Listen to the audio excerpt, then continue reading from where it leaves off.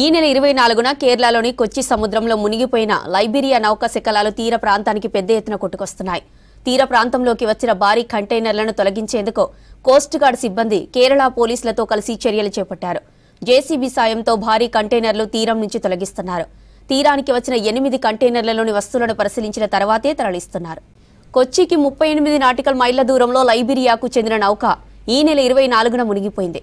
నౌకలో 640 కంటైనర్లు ఉండగా 13 danger chemicals ఉన్నట్లు కోస్ట్ గార్డ్ తెలిపారు. నౌకలోని కంటైనర్ల నుంచి చమురు సముద్రంలోకి లీక్ కావడంతో అలలపై తెట్టు కనిపించింది. సముద్ర జలాల్లో లీక్ అవుతున్న ఇంధనం ఈ మేరకు వ్యాపించిందో తెలుసుకునేందుకు నేవీ అధికారులు పరిశీలన చేస్తున్నారు.